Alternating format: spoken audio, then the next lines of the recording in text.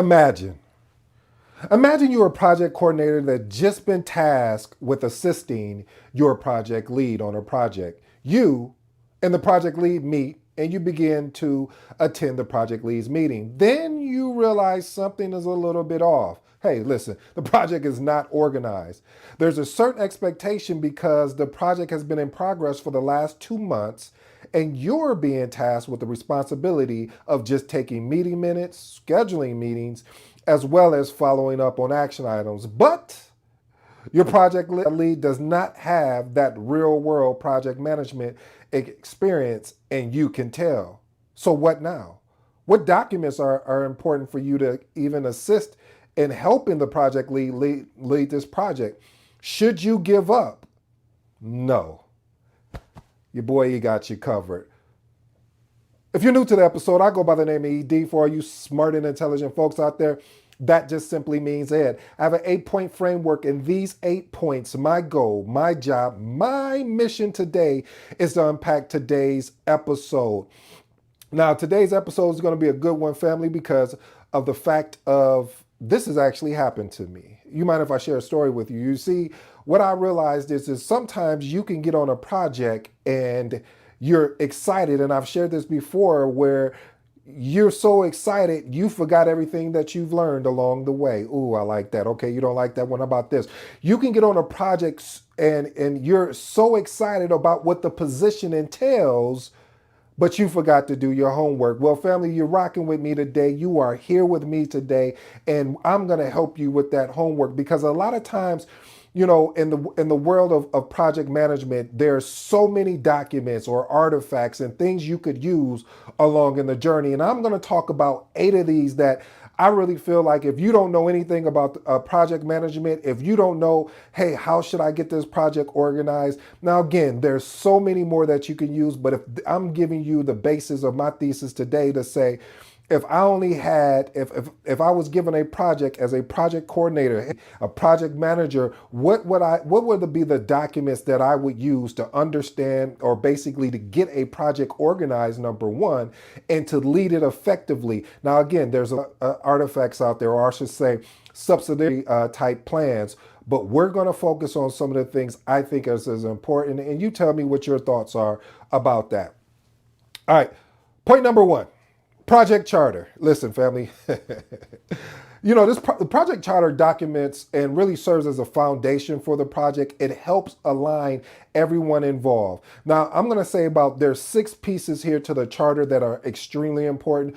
Of course, if we want to go take a deeper dive, there are more pieces that you could say, well, hey, I need to have this, and this. But I'm going to say these 6 is like, if you don't have these 6 on the charter, there's no point of even bringing this artifact out. First of all, is your overview. Let's make it very simple and plain, because this is what we do here to help you understand how important this document is. First of all, overview just outlines the project and what is it going to entail? What are any dependencies? And also, how are we going to measure that we're winning, aka the success that we're having?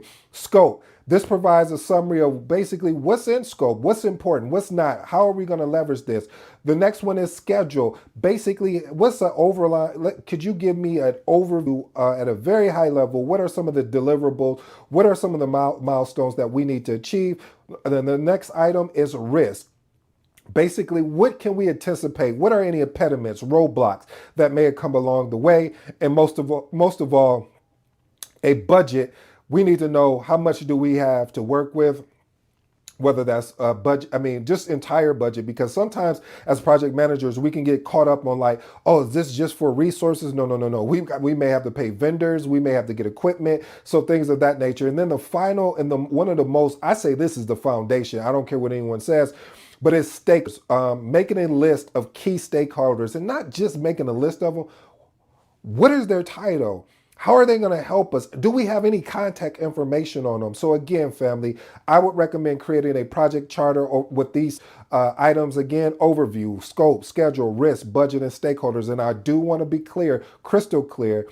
There's so much more you can add to the charter, but I am talking about based on my thesis today of what we were saying. If you've just been added to a project, or you've been part of a project for a couple months, and the project is just out of whack, is not organized. What are the documents that I'm going to use? So that's point number one. Point number two, communication plan. I always talk about in this book, The Magnetic Project Manager. One of the biggest things here that we have to understand is communication and stakeholders are key. If you are unable to communicate effectively, whether that's verbal or written, we're in trouble. So I always say develop a communication plan that outlines the how, when, whom we will communicate throughout the project. And let me tell you how this communication management plan is really going to help you out.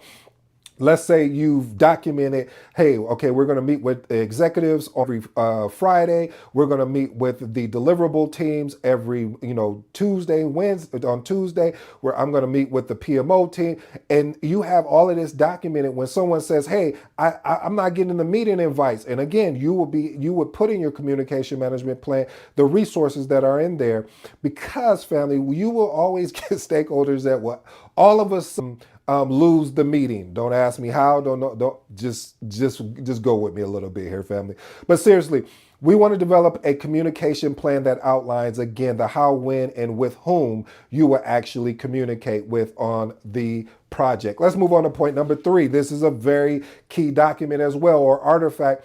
Risk register. Listen, risk register. All this does is identify and document potential risks that could impact the project. Here's an actionable item for you. You want to be able to assess their likelihood, their potential impact, and you want to develop, mitigation strategies. Most of all, this is a proactive approach to help you manage risk effectively and efficiently. Point number four, this document or template may shock you that I have this in my top 8 here. Create a status report.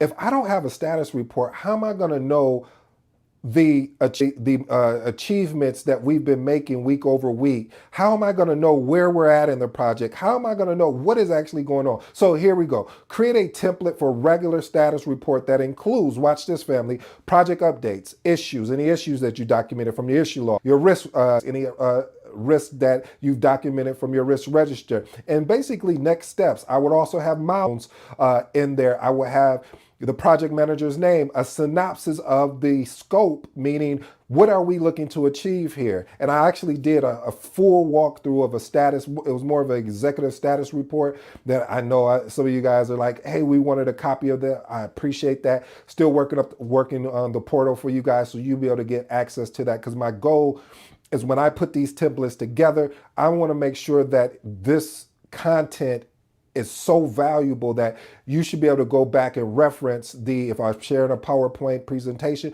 to go back and reference that video with the PowerPoint that you'll be able to download for free. But I'm working through that, family, so be patient with me. Point number 5, issue log. Listen, we all know where only way it hits the issue log is whether it's already been on your risk register, or sometimes it can skip the risk register and go straight to an issue log. And so this really helps you track and manage issues effectively, maintaining a log of all your issues that arise during the actual project, including, watch this family, because see, we talk about the issue log so much, or the risk register, but one of the key things we don't really talk about is when we get a resolution to that issue, are we marking down, or should I say documenting the resolution? We have to do that, family. All right, let me move on to point number 6. Project repository. Listen, if we don't have a centralized location, become a roadblock. We be a person or individual that is holding up other deliverables. So I always recommend, whether that's a SharePoint, whether that's a team site, whether that's Asana, you name it. Basically you want a repository so you can ensure that everyone has access to the latest information. And that way you can have them go fishing instead of you and them counting on you, like, hey, where we at on the schedule? The schedule should be always updated. First of all, the schedule should have been baseline, so you shouldn't even, unless there was a change and you had to go through change requests, The schedule is what the schedule is what it is. So anyway, I digress. You'll get me talking about a whole nother thing. But here's the actionable. Establish a central repository for all, I do mean all, project documents, including your plans, reports, your deliverables. Again, so there's a central location where everyone can go and find out where this project is. So if whether you have your status report in one folder, you have your schedule in another one, your issue log, etc. Let's move on to point number 7. Project scope statement. Listen, this document really helps prevent scope creep and ensures everyone is on the same page. If you don't have a scope statement, you're in trouble. I'll just say that. No, but seriously, on a serious note, you want to develop a detailed project scope statement that clearly defines what is included and what is excluded from the project. That is key, family, because if you don't know what is going to be part of this project, if you're not leveraging more of a Scrum framework and it's more of a predictive, like a waterfall approach, you need to know what's in this scope statement, from beginning to end. And if anything shifts or change, we need to follow the proper change management process to ensure we're doing it right. Let's move on to point number 8. Lesson learned register. Now, I know this one shocks you because you know why? Project managers don't leverage the lesson learned register effectively. Let me explain why. So what they learn register, most of the time, if my real project managers out there would be honest, they wait until the end of the project. Okay, let's not even talk about them. Let's talk about me. I used to wait until the end of the project and then go around the room and, I'll meet with all the different stakeholders and I'll say, hey, what was some things we could have done better? What did we do well, etc. But what I learned is I missed valuable points along in the journey because you got to understand, family, a project is really, truly a journey. And there's going to be things you learn along the way that you want to document. For instance, I'll give you a good example. Maybe you learned that, hey, when we start the project, maybe we need to ensure that our consultants have access to a certain system. They can extract certain information, and you may not find that out until you're longer on into the project, or you needed certain equipment. And see, let me tell you why this lesson learned register is important. And I wish more project managers would share it, basically amongst each other, because it really helps you, project manager. Having the ability to document lessons learned throughout the entire project is going to help improve when you take on your next project. And it's really basic. You're looking for, hey, what worked well, what didn't, and what could we basically improve? Here's my bonus for you, family. Through all of this and through documenting everything, you want to have a proper project closeout report. This closeout report is going to basically be a comprehensive document that summarizes the outcome, assess the failures, along in your journey. And then you also want to ensure that all of your documents that you use, so the documents that we talked about, are actually closed out properly. And then here's an actionable tip for you. Keep this for future projects, family, because it's really going to help you as you go out. Let me give you my 3 closing remarks and then I'm done for the day, family. I appreciate your time. Number 1, project start charter. As I advise you guys, a project charter, if we were to really look at it, again, we can go more in depth, we can add more to it, but the basis of it is you want to ensure that you get your project overview. What are we doing? You want to get the scope. What is this project actually going to be about? What are we trying to get out of this project? Stakeholders, schedule, risk, and of course, budget. Point number 2, communication plan. As I stated before, when you develop a communication plan, this outlines when and with whom we're going to have communications with. How are our meetings scheduled for? When are the meeting? When are we connecting to, maybe do a check-in on the lessons learned register or a check-in on any particular document? You want to document this from beginning to end. The reason why, when I say beginning to end, meaning that you want to get the team in there and find out what their communication style is. Because I remember one communication plan I put together, I had some team members. I'll be very transparent. I actually had some leaders to say, hey, listen, it would probably be better if you communicate with me in teams if you need something, because I get so many emails. We documented that because it was important, because if we needed something as far as the escalation path, he told us, hey, We want to be communicated through Teams because we can get to it faster. I said, no problem. And when we sent the communication plan out, they all agreed. The last and final point is risk register. Listen, family, again, there's more that I could have put on here as my closing remarks. But again, risk register really helps you identify any potential risk that could impact the project. Family, I hope you enjoyed today's episode.